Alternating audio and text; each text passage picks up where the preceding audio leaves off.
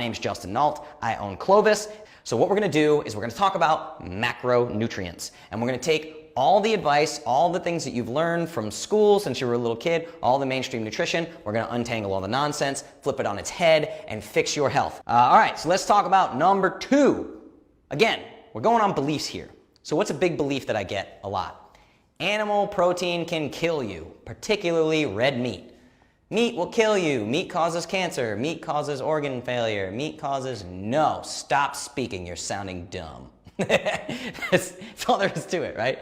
There is no link between organ failure and red meat. There's no link between cancer and red meat. It doesn't exist. So I want to bring this up because I've heard this over and over in the academy. A lot of times it'll be somebody reaching out to me on behalf of one of their parents who's a little bit older. So the 2 main points that I hear is someone who has had renal issues, that's kidney disease. They've had kidney disease in the past. They're afraid of high protein because their doctor, who they should fire immediately, has told them that their renal issues were caused by high protein. No, that's simply not true. I'll walk you through that. The science isn't there, okay? People want to get protein from plants. That's number 2. I get vegetarians and vegans. We're going to talk about Brittany in a second because she told me I could. Vegetarians and vegans, we're going to chat about them because there's a million reasons why people don't eat meat, and I respect all of them. If you're an animal rights activist, that's awesome. You're a member of PETA, that's awesome. If you're a vegan and you're a Buddhist monk, awesome. I respect that more than you know. Like, it doesn't matter how much I tease or joke or whatever. I genuinely respect you. I think that's freaking awesome because you stand for something. A lot of people don't, okay? So first things first, let's get that out of the way. I respect what you stand for, but it's not going to give you optimal health. That's all there is to it. If you want to be a vegan Buddhist monk, that's fine. You're probably going to live a little shorter than I am. It's all right. Just one of those things. And I'm going to walk you through it because I work with vegans and vegetarians all the time. And if they don't want to change to eating meat, I just try to get them to be as healthy as they can possibly be. I give them the tools and tricks they need to try to optimize that. I don't ask them to change. That's not my job. Okay? So let's start with this idea that a high protein diet can cause renal issues or any kind of organ failure. No. First things first, I ask people the same question and I have a little fun with them. I'm teasing them a little bit and I hope they don't mind. They say, well, I can't do a high protein diet because I had kidney issues. And I just write them back and I go, what's the threshold for a high protein diet? And then I wait. And I never get a response. Or I get a question mark, or I don't really know. I never really thought about it. Well, I'm not putting you on a high protein diet. I'm absolutely not. I would never have you put your protein at more than 30% of your total calories. Anyone's kidneys can handle that. Even sick kidneys can handle that. Okay? So first of all, let's get that out of your head. What do you think a high protein diet is? Bodybuilders, endurance athletes, they eat like 1.2 grams of protein per pound of body weight. So I did this math to give you an example. I'm a 165-pound man right now, right? So I'd be eating 198 grams of protein a day. I mean, I write to some women, I tell them they need to eat 93 grams of protein or 103 grams of protein. And they're like, I can't do a high protein diet. I'm like, what exactly do you think is high protein? You need enough protein to survive. Amino acids are the building blocks of every single tissue in your entire body. Bones, organs, skin, teeth, hair. It's all made of amino acids. You need their little Legos that piece together and build your whole body. You need protein to survive. Amino acids are the building blocks of life. The single best source of amino acids on planet Earth is animal protein. That's all there is to it. So I'll give you an example. I just finished a mass gains protocol where I ate, this is a fun story too, I ate over 300 grams of protein a day for 30 days straight. Over 300 grams of protein.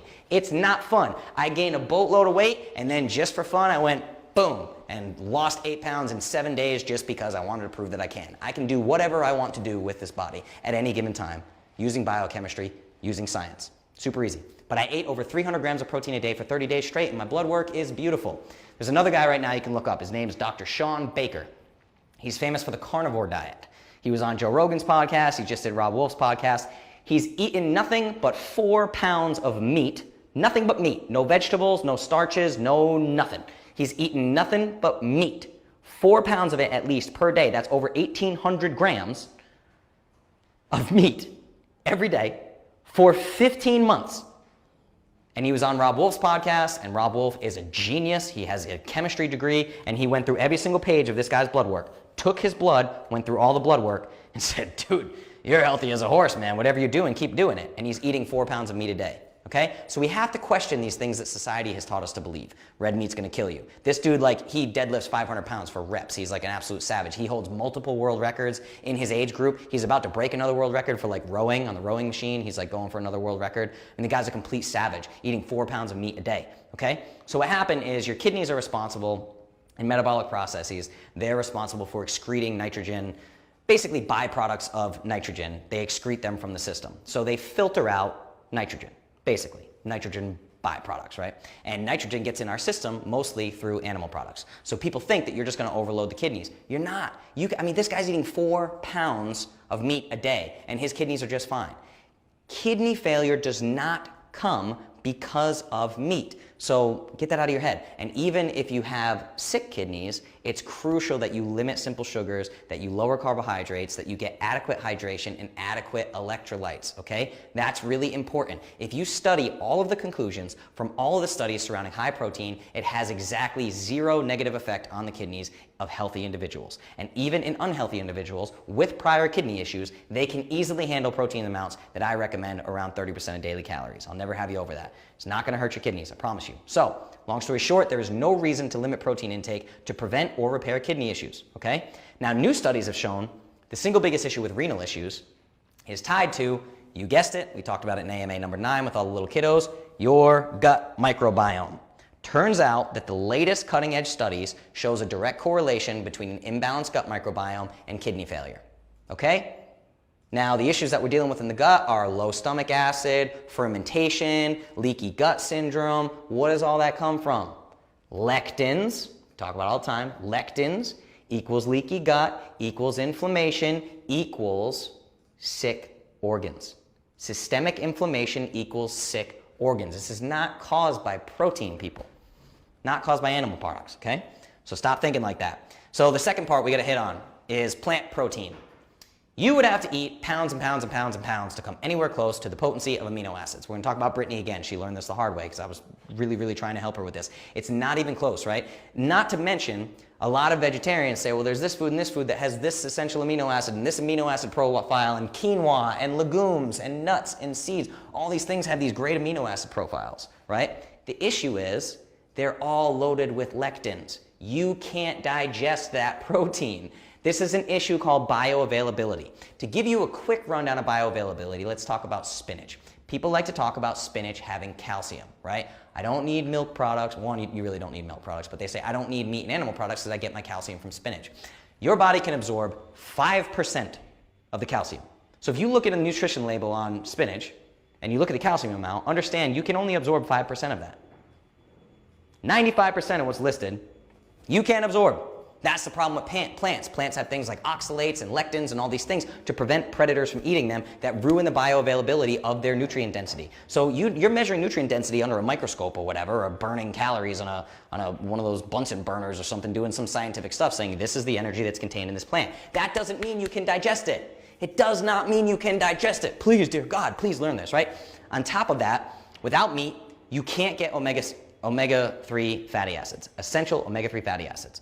Earlier, we talked about your brain being 90% of the fats making up your brain are DHA. So EPA, DHA, these two omega-3s that come from meats are most notably found in wild-caught fish. That's what I would tell you to get them from. Wild-caught fish, shellfish, that kind of thing. It's also, that's one of the differences between grain-fed and grass-fed beef is the omega-3 fatty acid profile. Like grass-fed beef has like 6 times more omega-3s and grain-fed beef has way more omega-6s, which are actually inflammatory, and way less omega-3s. So grass-fed beef, the omega-3 profile, I don't know if you knew that, but that's another reason why grass-fed beef is so much better. And that's why fish are touted as the best source of omega-3 fatty acids, because they are. So what the vegetarians and vegans love to say is, I eat seaweed, or I eat flaxseed, or I eat this and that, right? And they're getting the third omega-3 fatty acid, which is called ALA, okay? Alpha-linolenic acid. Now, ALA is an omega-3, but let's talk about bioavailability. So the argument is, if I eat a ton of ALA, it's going to convert into EPA and DHA in my body. But let me tell you right now, do you want to know how much ALA is converted into EPA and DHA? Because it's hilarious. It's literally hilarious. They eat a ton of ALA, thinking that they're doing something good for their brain, trying to get that DHA for their brain. Less than 1/2% of the ALA you ingest from plants will be converted into EPA and DHA. I'm going to repeat that for you. Less than 1/2%. So for every 100 grams of ALA you eat, you're getting less than half a gram of omega-3s that your body needs to survive.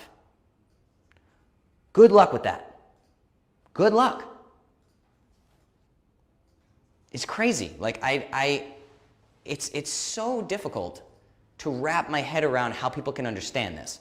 And I know they're understanding it because they already have a biases. They're saying, okay, I don't want to eat animals. So I need to figure out, I need to look for information that confirms my biases. So that's what they're doing. You can find this stuff. You can find all sorts of vegan propaganda films. Go watch What the Health, right? It's nonsense. Absolute nonsense, a complete lack of understanding, a complete lack of biochemistry. And I'm not even touching on vitamins here. So I'll give you a fun example, all right? The people that want science, right? Let's talk science for a second. Okay. So, micronutrients are vitamins and minerals. Your macronutrients, fat, protein, carbohydrates, are measured in grams. They're big, macro, meaning larger. Micro, meaning small. Micronutrients, vitamin A, D, K, E, vitamin C, all your B vitamins. So, for the sake of science, people who want science, let's talk about B vitamins. So, vegetarians, vegans like to say that they can supplement B vitamins or they can get B vitamins from like algae or things like that, right? So what they're getting is even supplemental forms. So let's just take vitamin B6, right? So vitamin B6, all of the supplements that you're getting are pyridoxine form. It's vitamin B6 pyridoxine, okay?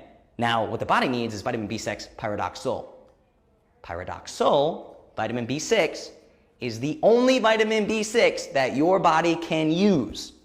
You can take all the B6 pyridoxine you want, but it still needs to be converted in your body from pyridoxine form to pyridoxal form before the body can use it.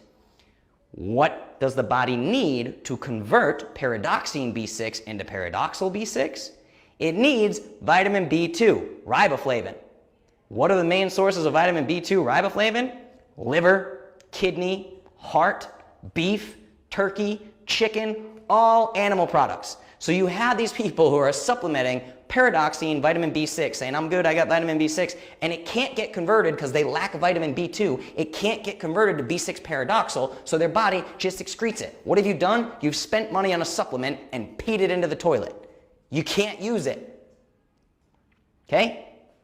There's just a little bit of science for you. There is so much more to this than the vegetarians and the vegans understand. It's not even funny. If you're even considering vegetarian or vegan, I highly suggest, or if you want to read a point of view that's different than your own and see how your belief system stands up, which is what people are supposed to do, if you're a Christian, read a book by an atheist.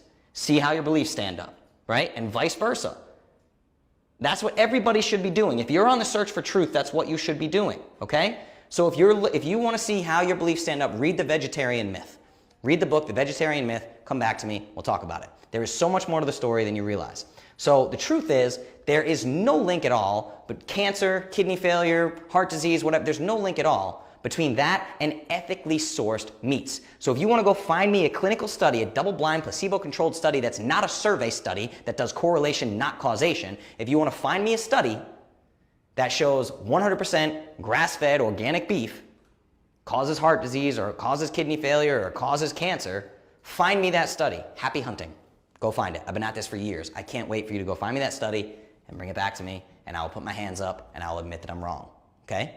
I guarantee you, I'll be the first to put my hands up and admit that you're wrong, that I'm wrong. But go find that study for me. Also, summary, there is no way to get all of your required amino acids, omega-3 fatty acids, vitamins and minerals from plants alone without massive supplementation. And even if you do supplement, then what's going to happen is those supplements, like those B6s and B12s and all those things, they're coming from animal products. You might get them in capsule form, which saves you having to cut into the meat and eat it yourself and see the blood and all that, but you're still taking in dead animals. That's all there is to it. If you want optimal health as a vegetarian or a vegan, you're probably going to have to supplement something that contains animal products somewhere along the way. That's just the truth. It's the way we're designed to eat. All right, so I'm going to tell you guys a story. My friend Brittany Bolton, she's Canadian. Yeah, she's awesome. And we went on a really cool trip up in Vancouver. She's great, but she's been a vegetarian since she was like 6 years old. So lifelong vegetarian. So what I'll probably do, we'll show you this in a second here. So I was trying to get her off this vegetarian train, and I mean, I didn't want to mess with her belief system like I try not to with vegetarians and vegans. I just explained to her where I always start with is, hey, you can add eggs. No animals are harmed using eggs. So you don't have to worry about it. Like they're not fertilized, you're not killing a baby chick, which some people think, which is crazy. Literally, it's not harming anything. They're just gonna rot or a raccoon's gonna eat them or something. So I got her on eggs, but the issue is if eggs are the only source of protein, she doesn't wanna eat 8, 9, 10, 12 eggs a day to hit her protein, the macronutrient ratio that I gave her, right? So I'm like really pressing. So she tried just the egg thing and doing the vegetarian approved list, which I do have. If you want it, I'll send it to you. And so finally, she decided she's gonna add in some collagen protein, and because she really doesn't like the idea of red meat, she went with fish collagen, which is awesome. That's fantastic. So I want to show you this comment from her. She posted this, I'll read it for you. It's been just shy of 2 weeks since taking an amino-filled protein powder for the first time in my life as a vegetarian. I normally eat 90 to 100 grams of protein versus the 20 to 30 I used to get, which is a big improvement. There have been 2 big changes I have noticed since starting the protein powder. 1, deeper sleeps. 2, more intelligent. Number 2 sounds crazy, but I'm much more alert, quicker, smarter in the workplace. I'm retaining information that I used to be unable to retain, and I'm better remembering things that I normally forget, like names. I feel intelligently unstoppable. Go protein, go. Guys, that's 2 weeks. That's 2 weeks of upping her protein to a very moderate ratio. I think we're doing either 25 or 30% of her daily calories are protein, right? Nothing crazy, no adrenal failure. It's not going to happen, okay? So what happens if I go over my protein macro? Nothing, assuming you adjust your carbohydrates correctly, okay? So, all right, so let's move on. I'm taking too much time here. Always, guys, I talk too much. This is just crazy. You want me to keep going? Can I keep going? Can I keep going, please? I got more to say. One more macronutrient. We need to talk about carbohydrates.